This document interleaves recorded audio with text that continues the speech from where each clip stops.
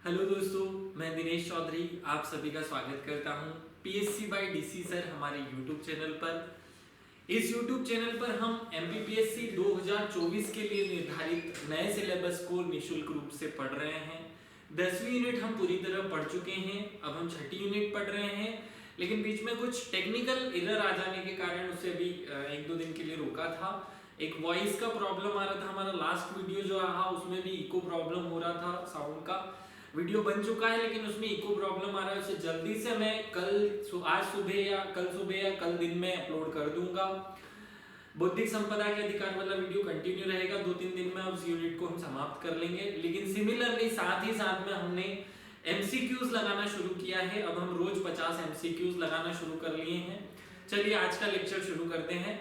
आप निश्चिंत रहिए, एमपीपीएससी के लिए जो यूनिट्स मैं पढ़ा रहा हूँ इनका पूरा पीडीएफ आपको अवेलेबल हो जाएगा और एमसीक्यूज भी हम सारी यूनिट के लगाएंगे। मैं कुछ भी नहीं छोड़ने वाला हूँ, मैं गारंटी दे रहा हूँ। जो यूनिट मैं पढ़ा रहा हूँ उसमें 10 में से 10 नंबर आपको मिलेंगे। इसी तैयारी में आपको इस प्लेटफॉर्म पर निःशुल्क करवाऊंगा।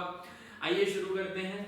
सबसे पहले भगवान श्री गणेश का नाम लेकर श्री गणेशाय नमः बोलते हुए और मेरे शिक्षक श्री सुरेश पटेल सर को याद करते हुए हम सिलेबस को अच्छे से याद कर लें।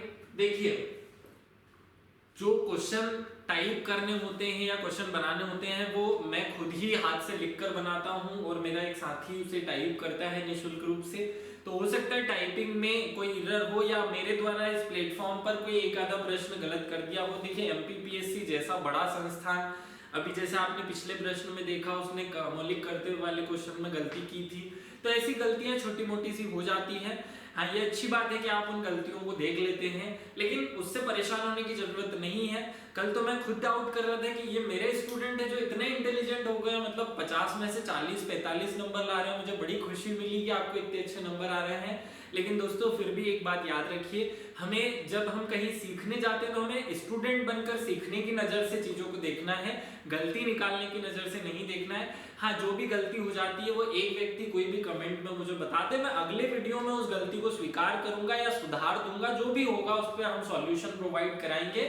गलतियां 1-2 हो सकती हैं, हो सकता है कोई टाइपिंग मिस्टेक हो जाए, हो सकता है कि कोई और मिस्टेक रहे, कोई प्रॉब्लम नहीं है, उसे हम नेक्स्ट वीडियो में सुधार लेंगे। एक आध प्रश्न 2 प्रश्न अगर गलत हो जाते हैं तो आप धैर्य रखिए। हम अपने आप को तैयार कर रहे हैं एमपीपीएससी के लिए, हमें अपने आप को केवल पीएससी की नजर से तैयार करना है, हमें और विद्वान नहीं बनना है। चलिए इस यात्रा को शुरू करते हैं। आपने कॉपी पेन निकाल लिया होगा, आज भी आपको अपना खुद का मूल्यांकन करना है कि 50 में से आपको कितने नंबर आ रहे हैं। अगर 50 में से आपको 35 मार्क्स या उससे ज्यादा आते हैं इस यूनिट में अभी, तो आप मानिए कि आप अच्छी स्थिति में हैं। अगर इससे कम नंबर आ रहे हैं तो जिन लोगों ने कल कमेंट किया था कि उनके नंबर कम हैं, जिनके 35 या 30 से नंबर कम हैं, उन्हें फिर से वही वीडियो सीरीज देखनी होगी, एक बार उनको अच्छे से रिकॉल करना होगा। आगे उनको तैयारी कैसे करनी है मैं आगे बताता हूँ। चलिए शुरू करते हैं। आज का पहला प्रश्न है, मध्य प्रदेश में बेगा ओलंपिक का आयोजन किया जाता है। पहला प्रश्न है, चलिए फटाफट आंसर कीजिए। देखिए इसका आंसर क्या है, आंसर है बालाघाट। बेगा ओलंपिक की शुरुआत 2015 में हुई थी और यह हर साल आयोजित किए जाने वाली प्रतियोगिता है। बालाघाट में आयोजित होती है सामान्यतः, या बालाघाट जो सांस्कृतिक परिषद है उसके माध्यम से की जाती है। जो लास्ट वाला, अभी तक इसके 5 वर्जन आयोजित किए जा चुके हैं। जो 5वां वर्जन था उसे डिंडोरी ने जीता है और उसका जो ओवरऑल विनर है वो डिंडोरी क्लब रहा। 8 टीमें भाग लेती हैं इसमें। आपको याद रखना है बालाघाट में ही बेगा ओलंपिक का आयोजन होता है। जैसे नेशनल इंटरनेशनल लेवल पर ओलंपिक होता है वैसे बेगा ओलंपिक होता है। चलिए नेक्स्ट प्रश्न पे शुरू करते हैं। मैं उम्मीद कर रहा हूं आप सब अपना मूल्यांकन जरूर कर रहे होंगे। आप अपने नंबरिंग डाल करके ABCD करते जाइए, आपको चेक करना है 50 में से आपको कितने नंबर आ रहे हैं। चलिए दूसरे प्रश्न पर आते हैं। सहरिया स्वयं को छोटा भाई स्वीकार करते हैं। किसका छोटा भाई स्वीकार करते हैं वे? सहरिया स्वयं को किसका छोटा भाई स्वीकार करते हैं? देखिए, जब मैंने पढ़ाया था तो वीडियो में एक कहानी सुनाई थी कि सहरिया की उत्पत्ति कैसे हुई, वो अगर आपने सुनी होगी तो याद आ जाएगा। चलिए फटाफट आंसर कीजिए। इसका आंसर है भील। देखिए, भील को वे अपना बड़ा भाई स्वीकार करते हैं और वे स्वयं को अपना भीलों का छोटा भाई मानते हैं, या छोटा भाई है वो, ये याद रखना। भील बड़े भाई, सहरिया छोटे भाई, ऐसी मान्यता शहरियाओं की है, ये याद रखना है। चलिए आगे बढ़ते हैं। अगला क्वेश्चन है, भील ढांडल नृत्य की किस जनजाति द्वारा किया जाता है? नाम क्या है?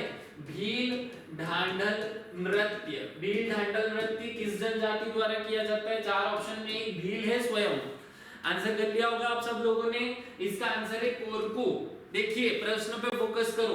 भील ढांढल नृत्य में भील लिखा हुआ है, लेकिन वो भील द्वारा नहीं किया जाता है। भील ढांढल नृत्य भील नहीं करते हैं। भील ढांढल नृत्य कोरकू जनजाति का नृत्य है। आंसर हो गया होगा आपको याद। चलिए आगे बढ़ते हैं। अगला है क्वेश्चन, आदिवासी उपयोजना का प्रारंभ किस पंचवर्षीय योजना में हुआ?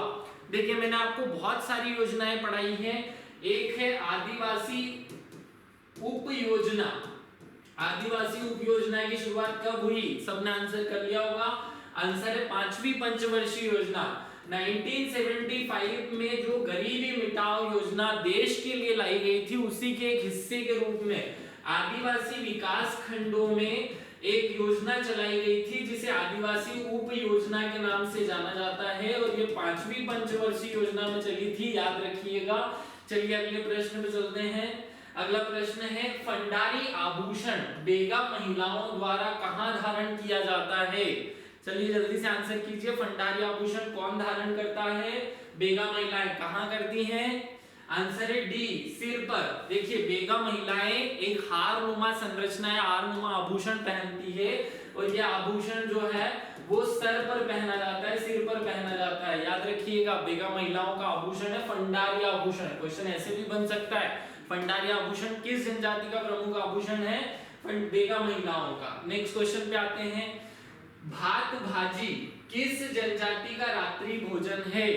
जल्दी से आंसर कीजिए। चलिए इसका आंसर है ए, बेगा जनजाति। कल भी ये क्वेश्चन था, लेकिन कल दूसरे रूप में पूछा गया था इसी प्रश्न को। देखो बेगा का जो भोजन है उसके तीन नाम है। बेगा जो सुबह भोजन करते हैं उसे हम क्या कहते हैं? बासी। दोपहर में जो करते हैं उसे कहते हैं पेज, और जो रात्रि में करते हैं भोजन उसे क्या कहते हैं? बयारी या बवारी, है ना। इसी को भात भाजी भी कहा जाता है। कल का वीडियो ढंग से देखा होगा तो ये क्वेश्चन कंप्लीट हो जाता। बेगा इसका आंसर है। चलिए आगे बढ़ते हैं। नेक्स्ट प्रश्न है, मध्य प्रदेश में अंतरराष्ट्रीय जनजाति दिवस मनाया जाता है? फटाफट आंसर कीजिए, कब मनाया जाता है? आंसर कर लिया होगा। इसका आंसर है 9 अगस्त। देखिए अंतरराष्ट्रीय जनजाति दिवस कब मनाया जाता है? कब मनाया जाता है? 9 अगस्त को मनाया जाता है। ये आपको बहुत अच्छे से याद रखना है। एक दिवस और शुरू किया है हमने, जनजाति गौरव दिवस। गौरव दिवस कब मनाया जाता है? 15 नवंबर को मनाते हैं हम जनजाति गौरव दिवस। याद रखना है सबको। तो 9 अगस्त को अंतरराष्ट्रीय जनजाति दिवस। कौन किसने घोषणा की थी? यूनाइटेड नेशन द्वारा 1994 से ये लगातार मनाया जा रहा है हर वर्ष। चलिए आगे बढ़ते हैं। नेक्स्ट प्रश्न है, मध्य प्रदेश आदिम जाति मंत्रणा परिषद का गठन कब हुआ था? चलिए फटाफट आंसर कीजिए। किस आर्टिकल के तहत हुआ था? ये क्वेश्चन है, किस अनुच्छेद के तहत इस आदिम जनजाति मंत्रणा परिषद का गठन किया गया है? आंसर होगा 244 का ए। आप सबको पता है 1957 में पहली बार आदिम जाति मंत्रणा परिषद का गठन हुआ।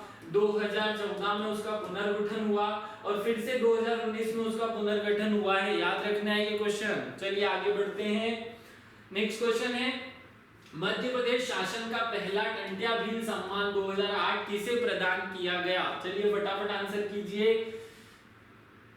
इसका आंसर है राजाराम मौर्य। 2008 से शुरू हुआ एक विशेष सम्मान टंट्या भील सम्मान किस क्षेत्र में दिया जाता है? दोनों, व्यक्तिगत रूप से भी और संस्था के रूप में भी दिया जाता है ये। और क्या किस चीज के लिए? सर्वश्रेष्ठ प्रदर्शन जनजाति युवा। पहला पॉइंट तो याद रखिए कि युवा, आदिवासी युवा को दिया जाता है। ये आदिवासी युवा को दिया जाने वाला पुरस्कार है, और सर्वश्रेष्ठ प्रदर्शन करने, कला या साहित्य के क्षेत्र में प्रदर्शन करने पर यह पुरस्कार दिया जाता है। तो आंसर होगा राजाराम मौर्य। राजाराम मौर्य देवास के हैं, याद रखेंगे आप सब लोग, और जनजाति से संबंधित है। अगले क्वेश्चन पे आते हैं, जनजाति विश्वविद्यालय की स्थापना कहाँ की गई है? चलिए जल्दी से आंसर कीजिए। इसका आंसर है अमरकंटक। इंदिरा गांधी के नाम से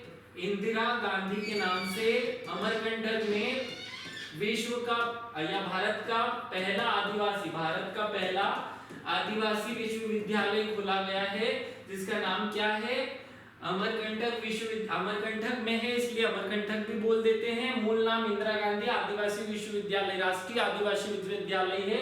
जरूर याद रखेंगे आप सब लोग ये आंसर। आगे बढ़ते हैं, नेक्स्ट क्वेश्चन है मध्य प्रदेश की छठे सबसे बड़ी जनजाति कौन सी है? कल याद कराया था मैंने आपको ये कोड से, अगर कोड याद रहा होगा तो कर लिया होगा आंसर अभी तक। आंसर क्या है? बेगा। आपको कल एक कोड बताया था मैंने कि भीगो के, क्या था कोड? भीगो के से बी भर, भील, गोंड, कोल, कोरकू, सहरिया, बेगा और भारिया। ऐसे 7वें नंबर पे भारिया था और 6ठे नंबर पे बेगा था। यही क्वेश्चन है, छठी सबसे बड़ी जनजाति कौन सी है? पिछले पेपर में जो भी प्रॉब्लम्स रही है वो मैं आज के इस वीडियो में लास्ट में आपको शेयर कर लूंगा, लेकिन आप इन क्वेश्चन में अपना एनालिसिस करना ना भूलें। करके फिर से आप मुझे कमेंट करेंगे। जिनका स्कोर कम आ रहा है वो जरूर कमेंट करें, जिनका अच्छा आ रहा है वो भी स्कोर को कमेंट जरूर करें, ताकि हमें पता चलते रहे कि हमने कैसे पढ़ाया है स्टूडेंट्स को। आपका स्कोर अगर कम है तो उसमें सुधार करने का क्या तरीका होगा ये भी मैं बताऊंगा। चलिए आगे बढ़ते हैं। नेक्स्ट क्वेश्चन है पातालकोट किस नदी के किनारे है, या पातालकोट से कौन सी नदी बहती है? चलिए आंसर कीजिए फटाक से। इसका आंसर है दूधी नदी। देखिए पातालकोट कौन सी नदी के किनारे है? दूधी नदी। आपको याद होगा पातालकोट के भारिया पढ़ा हमने, भारिया जनजाति जब पढ़ी थी तो इसके बारे में खूब सारी बातें बताई थी मैंने। पातालकोट की परिभाषा भी बताई थी, पातालकोट के दार्शनिक स्थल भी बताए थे, यहाँ की नदी भी बताई थी। और ये क्वेश्चन एमपी पुलिस की जो कांस्टेबल एग्जाम होती है उसमें ऑनलाइन अभी पूछा गया था कुछ समय पहले, याद रखिए। चलिए आंसर कर लिया होगा, आगे बढ़ते हैं। नेक्स्ट क्वेश्चन है श्री शिव भानु सिंह सोलंकी के संबंध में असत्य कथन है। शिव भानु सिंह सोलंकी पे प्रश्न है, एक राजनीतिज्ञ थे शिव भानु सिंह सोलंकी। आंसर कीजिए जल्दी से। चलिए इसका आंसर है 1980 में उन्हें मध्य प्रदेश का प्रथम जनजातीय मुख्यमंत्री बनाया गया था। ये क्वेश्चन का आंसर, ये वाला ऑप्शन गलत है इसमें से। इनकी विशेषताएं याद रखिएगा, धार जिले के थे, राजनीतिज्ञ थे, ये भी याद रखना है, और ये उप मुख्यमंत्री रहे हैं, उप मुख्यमंत्री। 1980 में जब अर्जुन सिंह की सरकार थी, अर्जुन सिंह मुख्यमंत्री बने थे, तो उस समय इन्हें उप मुख्यमंत्री के पद पर बनाया गया था। 7 बार उप मुख्यमंत्री रहे हैं, ये याद रखेंगे आप लोग। और मूलतः धार जिले के निवासी थे, ये भी याद रखना है। चलिए आगे बढ़ते हैं। नेक्स्ट क्वेश्चन है मध्य प्रदेश के जनजातीय समूह द्वारा मनाए जाने वाले भगोरिया महोत्सव का मुख्य आकर्षक क्या होता है? चलिए जल्दी से आंसर कीजिए। नृत्य संगीत, रंगों का त्योहार, नृत्य की प्रस्तुति या प्रेम का त्योहार? कर लिया होगा सबने आंसर। इसका आंसर है प्रेम का त्योहार। देखिए ये सारी ही विशेषताएं सही हैं, लेकिन इनमें सबसे ज्यादा इंपॉर्टेंस किस चीज को दिया जाता है? तो हमने सीखा हुआ है कि भगोरिया के 3 पक्ष होते हैं। कौन कौन से? सबसे पहला होता है गुलालिया। तो गुलाल में क्या होता है? गुलालिया क्यों कहते हैं इसे? गुलालिया इसलिए कि लड़का लड़की अपने प्रेम का इजहार गुलाल लगाकर करते हैं। इससे पता चलता है कि प्रेम का त्योहार है। प्रेम और उत्सव, प्रेम के त्योहार या उत्सव के रूप में मनाया जाता है इसको। आगे बढ़ते हैं। नेक्स्ट, श्री आनंद सिंह श्याम के संदर्भ में कौन सा कथन असत्य है? कौन सा कथन असत्य है? श्री सुंदर सिंह श्याम कौन है? याद रखिए, गौंड जनजाति के एक चित्रकार हैं, ये हमें याद रखना है। आंसर कर लिया होगा आपने चारों में से एक। इसका आंसर है सभी कथन असत्य है। ये वाला ऑप्शन गलत है, क्योंकि बाकी सब क्वेश्चन तो, बाकी सब पॉइंट तो सही है। आनंद सिंह, देखिए जिनमें भी ये श्याम लिखा रहता है ना, वो सब गोंड जनजाति के चित्रकार होते हैं। ये कौन सी जनजाति के चित्रकार होते हैं? गोंड जनजाति के चित्रकार होते हैं। और इन चित्रकारों द्वारा जो पेंटिंग बनाई जाती है उसमें सामान्यतः गहरे रंगों का प्रयोग होता है, गहरे रंग का प्रयोग करते हैं। आंसर सही हो जाएगा। देवी देवताओं के चित्र बनाते हैं, ये करते हैं, देवी देवताओं के चित्र भी होते हैं, और साथ में पशु पक्षी पेड़ पौधे भी होते हैं। तो तीनों ऑप्शन सही हैं, चौथा आंसर गलत हो जाएगा। चलिए आगे बढ़ते हैं। नेक्स्ट प्रश्न है भारतीय संविधान का कौन सा अनुच्छेद जनजातियों के लिए राज्य को अनुदान का प्रावधान करता है? जल्दी से आंसर कीजिए। देखिए हमने जब आपको भौगोलिक भारतीय संविधान के प्रावधान या उपबंध पढ़ाए थे इस जनजातियों के लिए, तो ये आंसर पढ़ाया था। देखिए हमारे संविधान के आर्टिकल 275 और 282 इन दो में अनुदान की बात की गई है। यहाँ 275 आंसर सही होगा। जो स्थायी रूप से राज्यों को अनुदान दिया जाना है उसका वर्णन 275 में है, और जो अस्थायी रूप से जो विशेष अनुदान दिया जाना है उसका वर्णन 282 में है। तो दोनों आर्टिकल याद रखना आप। जनजातियों के लिए भी इसी के तहत जो अनुदान है वो दिया जाता है। नेक्स्ट प्रश्न पे चलते हैं। भारतीय संविधान का कौन सा अनुच्छेद नागालैंड की जनजातियों के संबंध में विशेष प्रावधान करता है? मैंने डीप में पढ़ाया हुआ है आपको, ये 3 आर्टिकल पढ़ाए थे शुरुआत के आर्टिकल 371 के। जल्दी से आंसर करो। इसका आंसर है 371 ए। नागालैंड की जो जनजाति है उसके लिए प्रावधान, या नागालैंड का जो जनजातीय क्षेत्र है उसके लिए प्रशासन से संबंधित जो उपबंध हैं वो आर्टिकल 371 ए में किए गए। आगे बढ़ते हैं। नेक्स्ट क्वेश्चन है, पडोनी विवाह का संबंध किस जनजाति से है? क्या है क्वेश्चन? पडोनी विवाह का संबंध किस जनजाति से है? जल्दी से आंसर कीजिए। पडोनी विवाह, देखो आंसर है गोंड। हमने गोंड जनजाति जब पढ़ाई थी आपको तो हमने बताया था मांडवा तरी नाम से, मांडवी तरी नाम से 3 प्रकार के विवाह होते हैं। पडोनी विवाह, षड विवाह और लमसेना विवाह, ये 3 विवाह इसमें होते हैं। पडोनी क्या होता है? जब लड़की अपनी बारात लेकर के लड़के के घर चली जाती है तो उसे कहते हैं पडोनी विवाह। याद रहा होगा। चलिए आगे बढ़ते हैं। नेक्स्ट प्रश्न है, जनजाति विकास कार्यक्रम की जांच हेतु एल्विन समिति का गठन कब किया गया था? जल्दी से आंसर कीजिए। ऑप्शन है 65, 60, 59, 91। चलो जल्दी से आंसर करो। इसका आंसर है 1959। एल्विन समिति कब बनी थी? एल्विन समिति बनी थी 1959 में। और क्यों बनाई गई थी? जनजाति के संबंध में जो विकास कार्यक्रम चल रहे थे उनकी जांच के लिए। 1960 में क्या बना था? ढेबर आयोग बना था। ढेबर आयोग ने क्या किया था? ढेबर आयोग ने 1973 में जो सिफारिश की थी कि जनजातियों के लिए अलग से कोई दर्जा हो, तो उसी के हिसाब से 1976 में विमुक्त और घुमंतु जनजातियों को घुमंतु का दर्जा दिया गया था। 1965 में क्या हुआ था?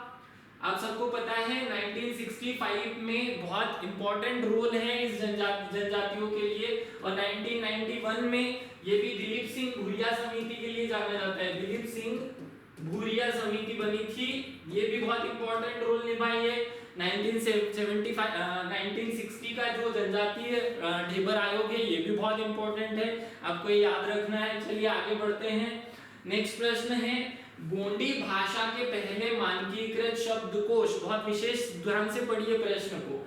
गोंडी भाषा के पहले मानकीकृत शब्दकोश का प्रकाशन किस वर्ष किया गया है? गोंड भाषा के मानकीकृत शब्दकोश का प्रकाशन कब हुआ? 2015, 1980, 2018 और 2022। आंसर है 2018। क्या है आंसर? 2018। कर्नाटक के हम्पी में जो कर्नाटक विश्वविद्यालय है, कर्नाटक विश्वविद्यालय, उसने 2018 में गोंड जनजाति के लिए एक मानकीकृत शब्दकोश बनाया। आंसर याद रखना है 2018। चलिए और आगे बढ़ते हैं। नेक्स्ट प्रश्न है, कौन सी जनजाति पातालकोट में आदिम युगीन जीवन बिता रही है?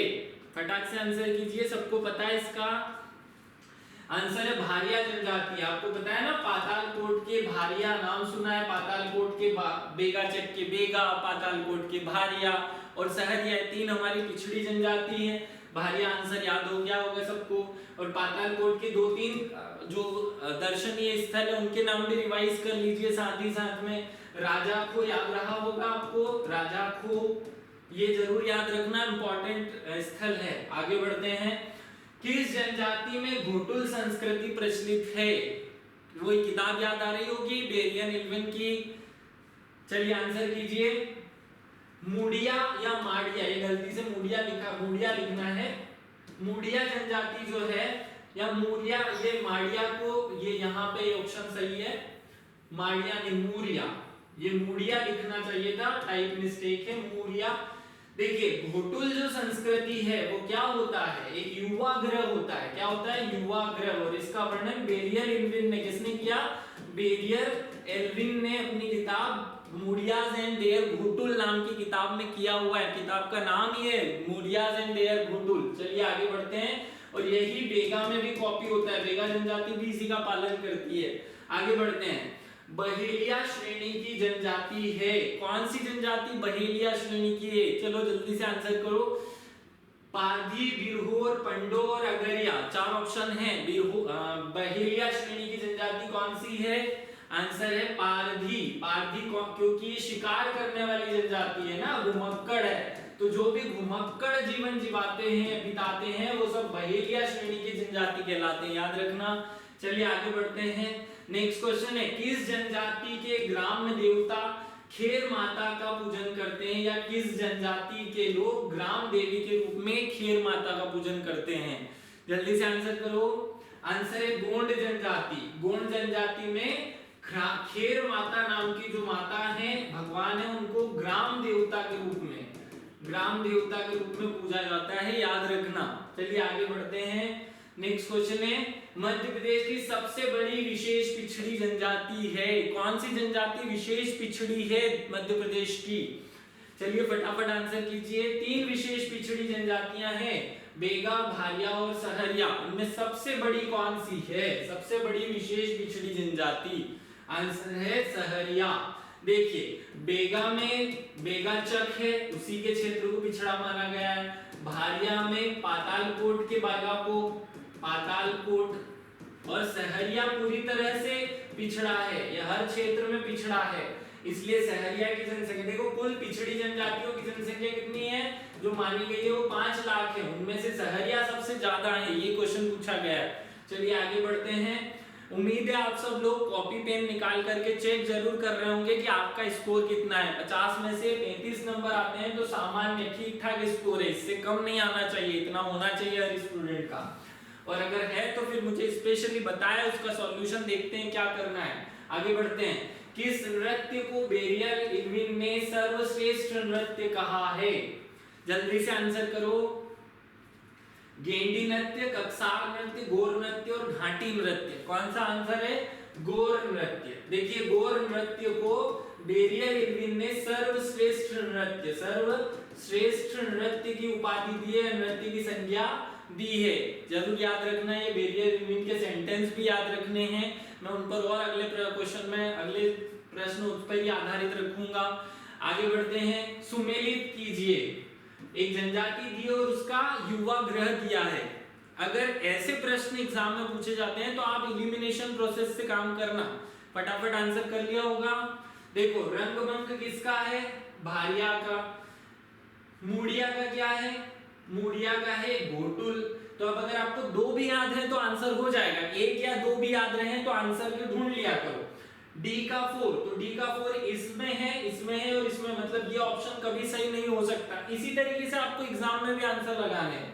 फिर मूडिया का 1, मतलब डी का 1, तो किस ऑप्शन में? सी का 1 दिया है, सी का 1 इस वाले में दिया, अर्थात ये आंसर सही हो जाएगा। 4 के 4 याद होना जरूरी नहीं है, तो अपने आप बी का 2 हो जाएगा और 1 का 3 हो जाएगा। तो ये याद रखना, इस तरीके से इन क्वेश्चंस को आंसर करना है। ऐसे में जरूर होता है कि वो 4 में से 1 या 2 ऑप्शन ऐसे डालते हैं जो विदेश की या दूसरे राज्यों की जनजाति है, तो डरना नहीं, अगर 2 ऑप्शन भी आपको याद रहेंगे तो ऐसे आंसर आप कर पाओगे। चलो आगे बढ़ते हैं। नेक्स्ट प्रश्न है, डाहिया खेती का प्रचलन किस जनजाति में है? जल्दी से आंसर करो। डाहिया खेती कौन सी जनजाति करती है? आंसर है मुरिया, भारिया, माड़िया, भतरा। चलो जल्दी फटाफट आंसर करो। भारिया जनजाति खेती करती है डाहिया खेती। पता है ना भील कौन सी खेती करते हैं? दजिया या चिमाता। आंसर याद रहा होगा। चिमाता खेती कौन करता है? झूम की खेती कौन करता है? आपको पता है बाकी सारी जनजातियां जो है वो झूम की खेती करती है, कुछ के विशेष नाम है, जैसे भील का दजिया, चिमाता, भारिया का डाहिया खेती। याद रखना, एक लिस्ट बना लो ऐसी चीजों की सारी जनजातियों की खेती के नाम एक साथ नोट कर ले। सारी जनजातियों के जो घर का नाम है, किसी में उसे कू कहा जाता है, किसी भीलों में पू कहा जाता है, सहरिया में सहराना कहा जाता है, तो वो नाम याद रखने हैं। इसी तरीके से कंपैरेटिवली याद रखने पड़ेंगे। चलो आगे बढ़ते हैं। नेक्स्ट, मध्य प्रदेश में आदिवर्त जनजातीय संग्रहालय कहाँ स्थित है? जल्दी से आंसर करो। 2023 के करंट अफेयर्स में भी रहा है ये आदिवर्त संग्रहालय। प्रधानमंत्री नरेंद्र मोदी ने यहाँ पर वो जो मानव कलाकृतियां बनाई गई उनका उद्घाटन किया था। आंसर है खजुराहो। देखो 2001 में स्थापित हुआ, स्थापना कब हुई थी? 2023 मत समझना, 2023 में इसका इनॉग्रेशन किया गया है। वहां जो विशेषताएं जोड़ी गई उनका, ये संग्रहालय तो 2001 में ही बन चुका था। प्रधानमंत्री नरेंद्र मोदी ने इसका इनॉग्रेशन किया 2023 में, लेकिन उसमें जो विशेषताएं जोड़ी गई उनका पूरा पहले से बना हुआ है। और यहाँ की खास विशेषता क्या है? यहाँ पे जो सारी जनजातियां उनके निवास स्थल बना दिए गए हैं। जैसे ये भीलों का जैसा घर होता है वैसे ही भारिया का, गोंड का, बेगा का, सबके घर बना दिए गए हैं ताकि उनको हम देख करके उनकी संस्कृति को अच्छे से समझ पाए। चलिए आगे बढ़ते हैं। गोहिया पंचायत किस जनजाति में प्रचलित है? जल्दी से आंसर करो। गोहिया पंचायत किस जनजाति में प्रचलित है? फटाफट आंसर कर लो। गोहिया पंचायत किस जनजाति में प्रचलित है?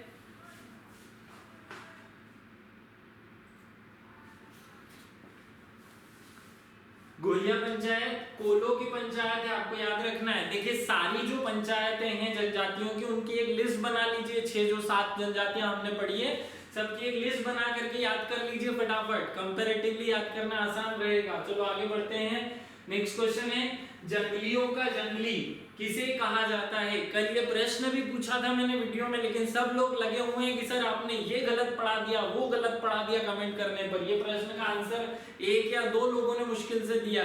चलिए आज मैंने पूछ ही लिया प्रश्न। जंगलियों का जंगली किसे कहा जाता है?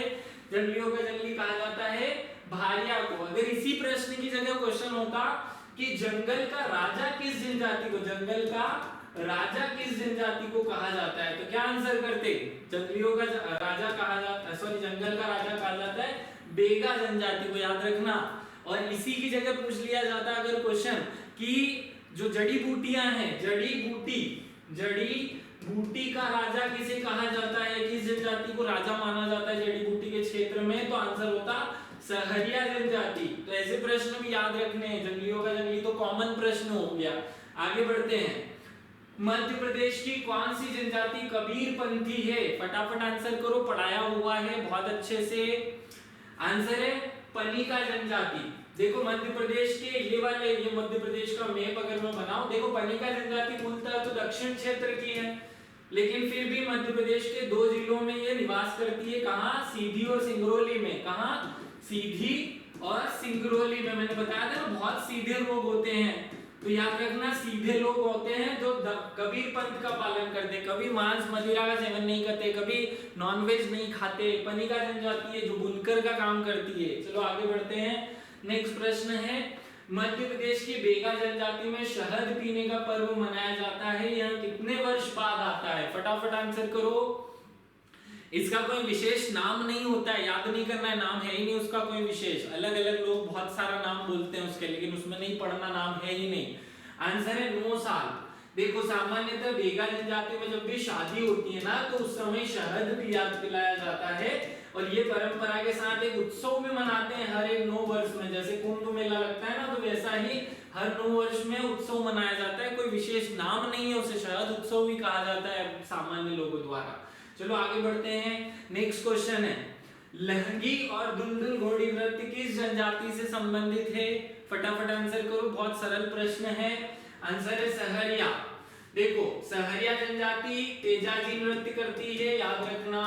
लहंगी नृत्य करती है, दुलदुल घोड़ी करती है, रागिनी नृत्य करती है। ये रागिनी नृत्य हुआ, या ऐसे जो नृत्य वो किसके हैं?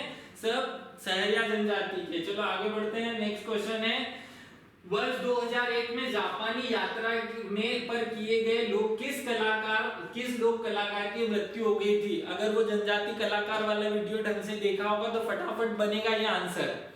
एक बहुत अच्छे कलाकार रहे हैं, चित्रकार रहे हैं। आंसर है जनगढ़ सिंह श्याम। देखो जनगढ़ सिंह श्याम ने अपनी बेटी का नाम क्या रखा था? जापानी, क्योंकि जापान से इनको बहुत प्यार था।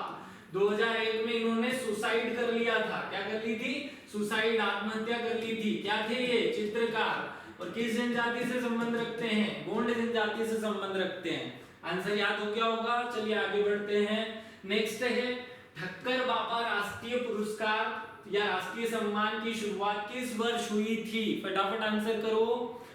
देखिए आंसर है 2008। ठक्कर बाबा या जो दूसरे जनजातीय पुरस्कार है सबकी शुरुआत भले वो दुर्गाबाई पुरस्कार हो, दुर्गाबाई के नाम पे हो, या इससे पहले मैं आपको एक पुरस्कार और पढ़ा चुका हूँ वो हो, या ठक्कर बाबा पुरस्कार हो, ठक्कर बाबा पुरस्कार हो, ये सब पुरस्कार। ठक्कर बाबा कौन है?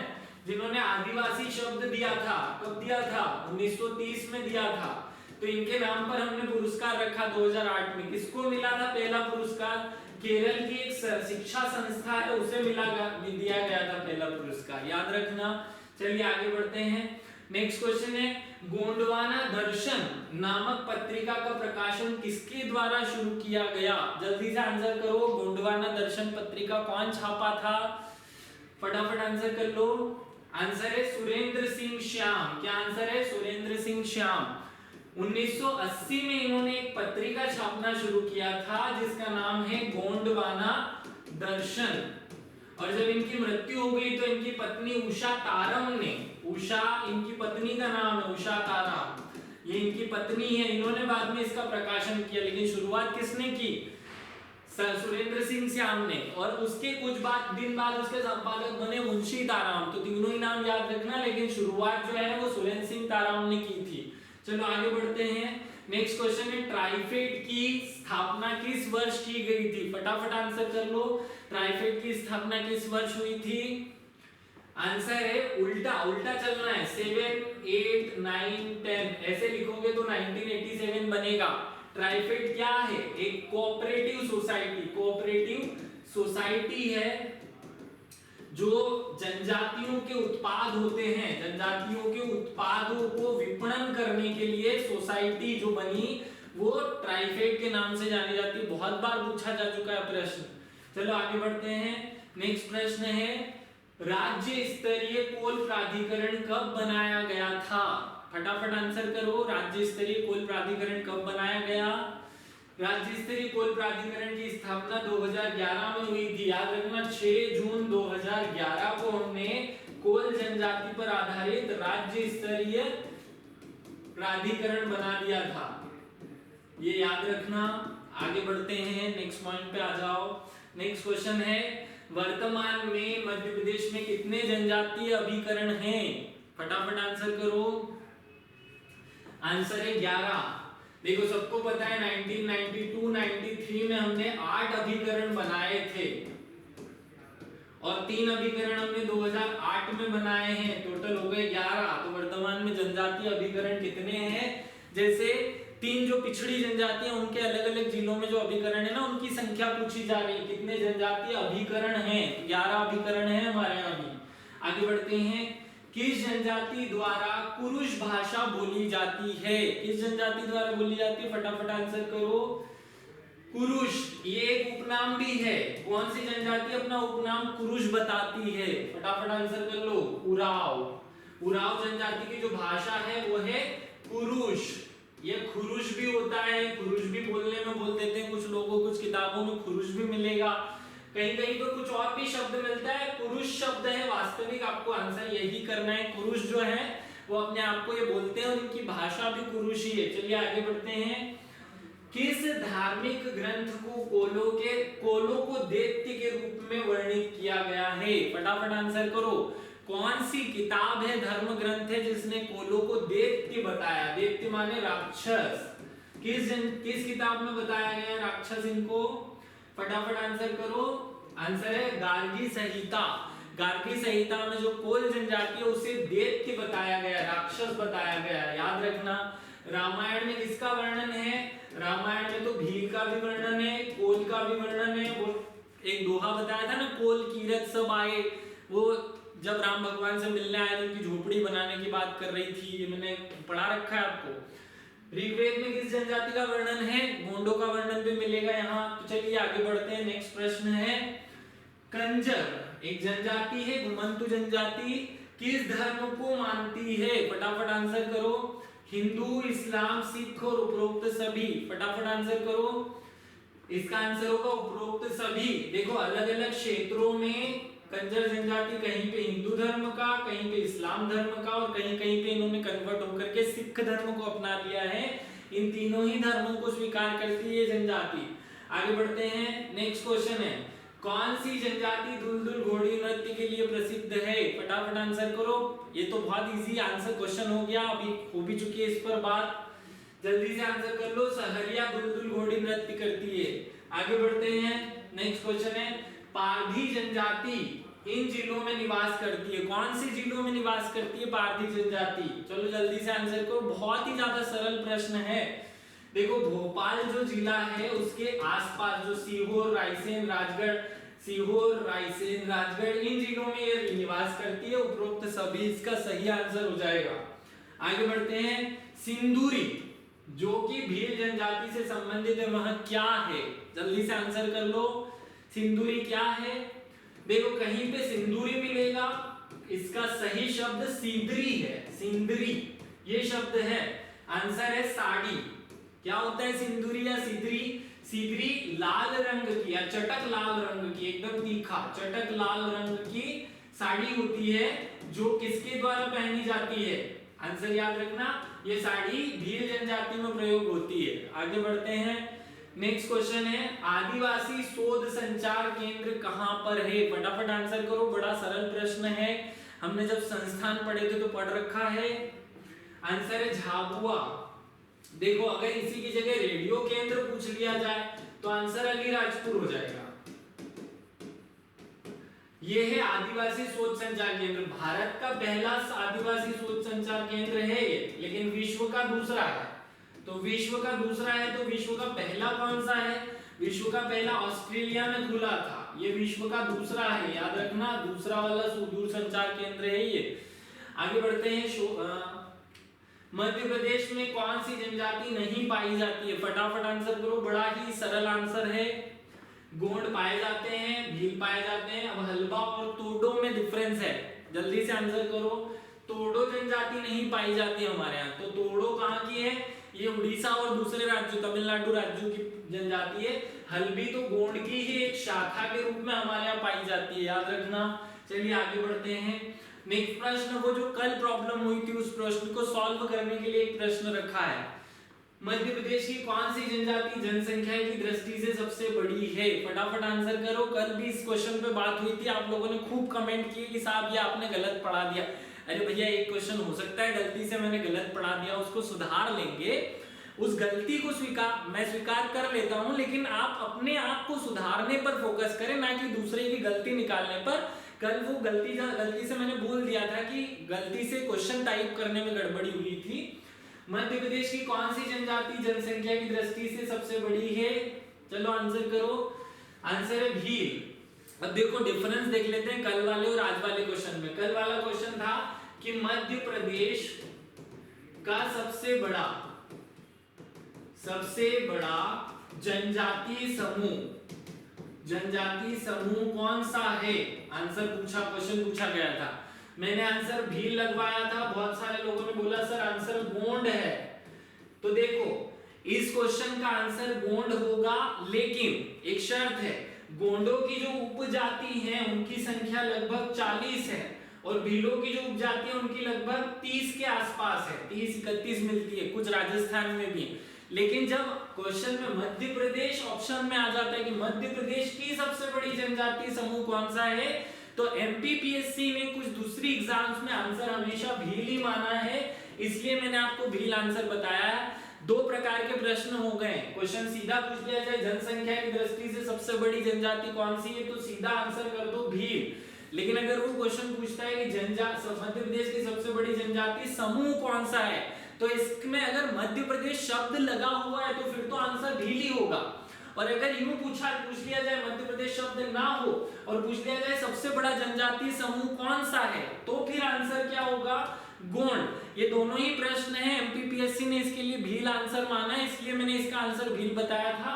गोंड असली में भारत के लिए सही आंसर है, क्योंकि गोंडों के उप समूह सबसे ज्यादा हैं और ये सही बात है कि इनके 40 के लगभग उप समूह पाए जाते हैं और गोत्र के आधार पर तो सबसे बड़ा समूह ये है, इनके लगभग 200 से ज्यादा गोत्र हैं। तो इस क्वेश्चन का सॉल्यूशन सबको मिल गया होगा। अगर कल वाले क्वेश्चन से आप सेटिस्फाई ना है तो उसे सुधार कर लें, कल वाले क्वेश्चन में सुधार करना है। एक और क्वेश्चन पे सब लोगों ने वो जो फैसला नाम की फिल्म थी, फैसला या मैंने उसकी जगह फजला लिख रखा था।